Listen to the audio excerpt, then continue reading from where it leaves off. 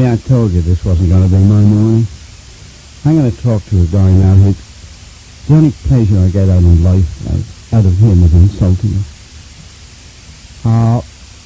Let me tell you this. A few years ago, Joye had a speedboat accident.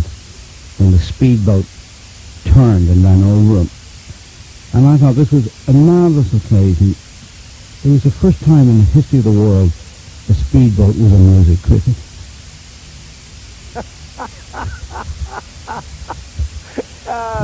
Very funny.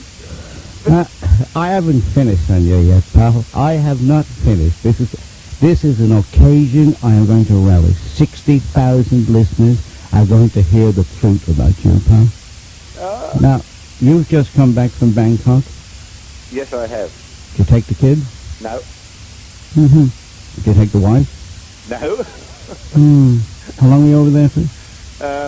I lost my ticket. I had to stay a bit longer. You lost your ticket, eh? How long did you stay in Bangkok, the sin capital of the world? How long were you there for? 8 days. On your own? Hello? Hello, I think we've got to cross the line. Did you go and watch the football matches there? No. Now, not many people, like you've been in the business a long time, Paul, haven't you? I mean, the funniest thing I've ever seen in my life was in a dressing room many years ago, walking in, and you and Johnny O'Keefe teaching each other how to sing. It was sort of like a deaf mute giving lecture on a speech therapy. How did you get in? Well, your brother-in-law, Sandy, I'm going to the football with Sandy Scott today. You know, he is a lunatic at the football, and that's the difference between you and him. You're a lunatic all the time. You're going to the football with Sandy? Yeah. Oh, actually, he doesn't know, but I'm not going to sit beside him. The man is any guy who stands up and shouts, Ricky Walford for Pope, and it's a bit strong, isn't it? No, it's not a bad idea. Listen, yeah? You're smoking. I am not smoking. If I'm smoking, I'm not going to talk to you. I don't smoke. I haven't finished on you, pal. Don't start to get out of this yet. I've got your career details in front of me. They're on the back of a postage stamp. Now, you were in the army, weren't you? I was in national service, yes. And you were a welterweight boxing champion? Yes. So, did you take up boxing, actually, to defend yourself against people who'd heard you sing?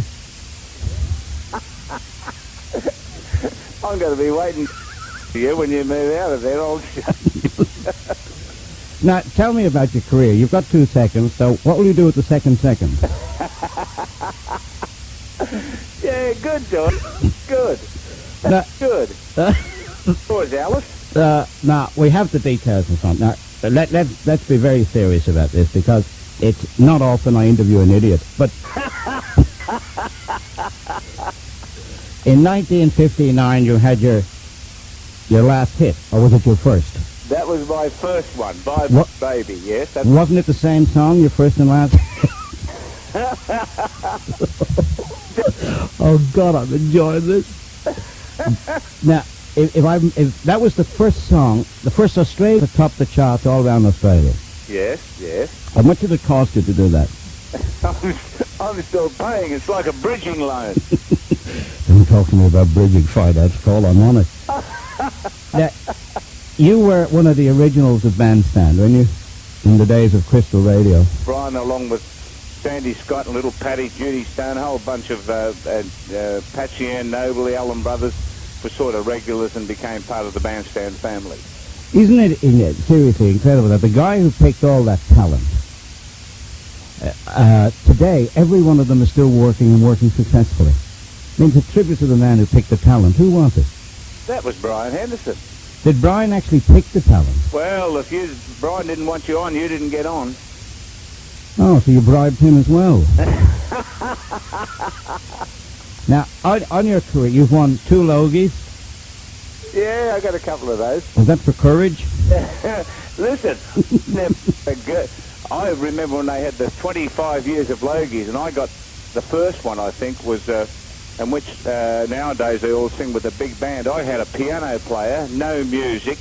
It was sort of horrific. I didn't even know I was going to sing till I got down there. I know how bad it was, but it was funny after the 25 years. I thought I'd have got to ask back, even though I hadn't been doing anything in television. But, yeah, it's been good to me, though, the old television years. On television, you know what it's like, don't you? I saw you on the Tonight Show. Yeah, well, you know, I actually voted for you in when you remember you won the Mo Award for the best entertainer. I actually voted for you. Yeah, because I'm dyslexic, and I thought I was voting for Jocklock, which is an animal act.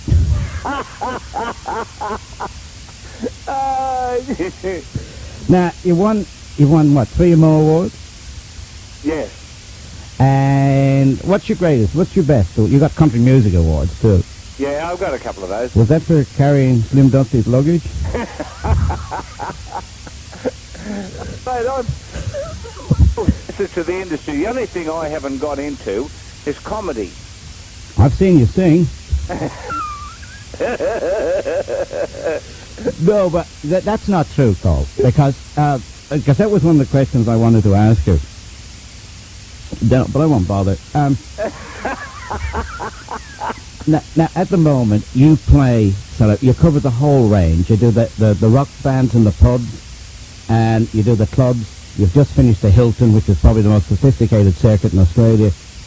Do you do the same act when you're, from kids to the Hilton? What do you mean, indoor or outdoor? Listen, that was an intelligent question I asked you. Yep. Now, I'd like to talk to you man to man. Unfortunately, at the moment, we're one short. Yes. Only thing that changes is the songs. That's very clever, Cole. It does the same act, but the only thing that changes is the songs. What else do you do, by the way, besides songs? Well, the pacing's got to change. You'll learn that as you get along. The pacing changes a little bit. You'll be right. Listen, how come you were in the army? You didn't recently go to Gallipoli? Mate, I was #1 gun layer. I'm not going to buy into that. But no, seriously, come back to what I said about the pubs and the Hilton. Yeah. Do you find a great deal of difference now between, say, the younger audience in the pubs, and the younger gigs, and playing the Hilton? Do you find a great deal of difference in their reaction? Oh, no, I think people... It's just a sophisticated question. If it was, I wouldn't be asking you. No, there's no difference. People are people. What a wonderful observation after 62 years of life. People are people. No. I'll ask you that later, go on. No.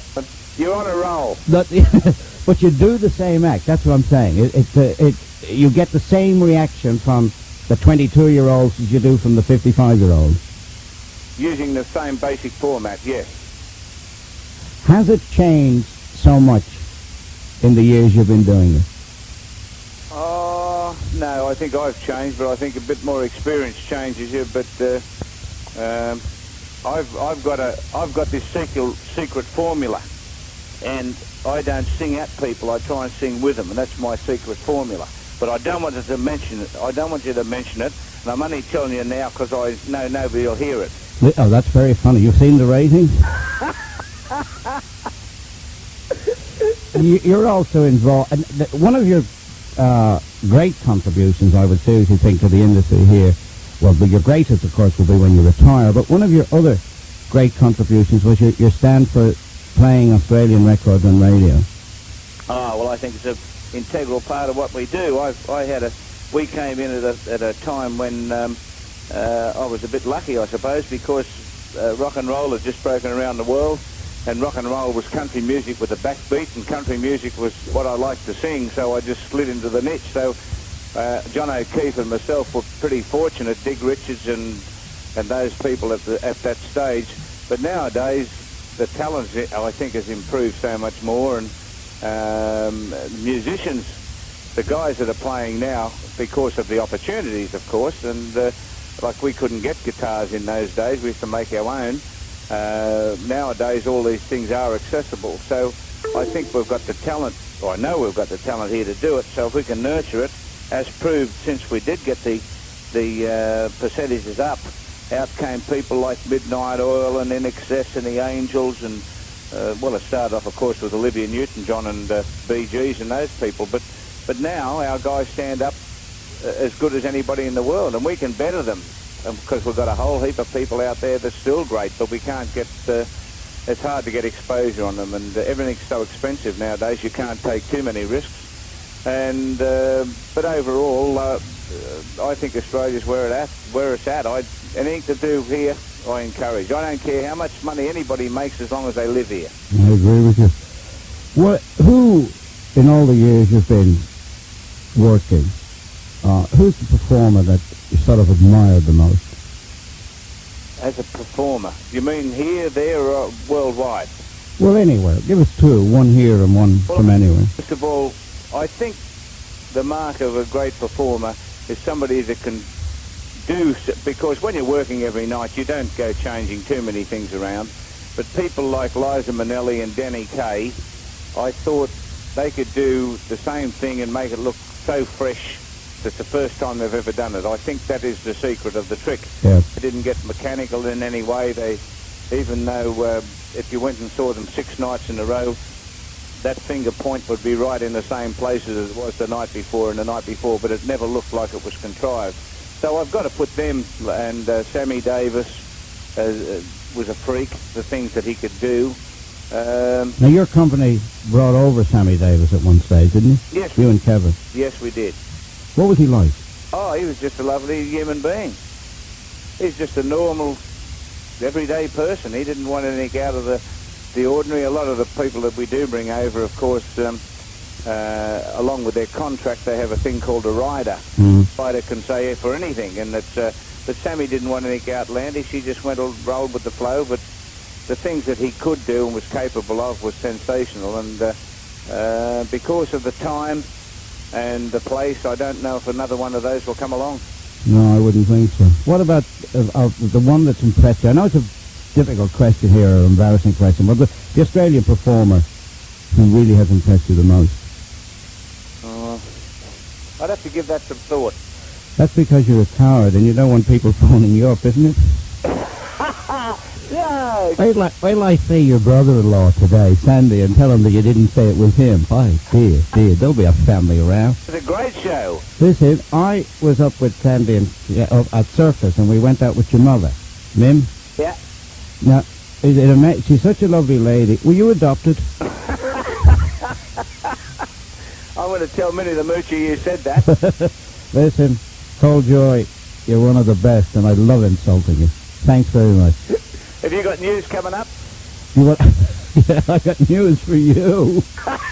We're going to play one of your records. So I want to warn people in advance, this is the time to turn down. Wait a minute, let me just ask you. Okay, this is to go on. What were we going to say? You ready to go? No, go on. What were we going to ask? Oh, I just thought as an outsider, speaking as an outsider, what did you think of the standard of comedy here in Australia?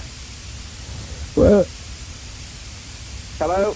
I'll have to give that some thought. Okay, think of that, and I'll think of the best entertainer that I can think of. Bless you, Cole.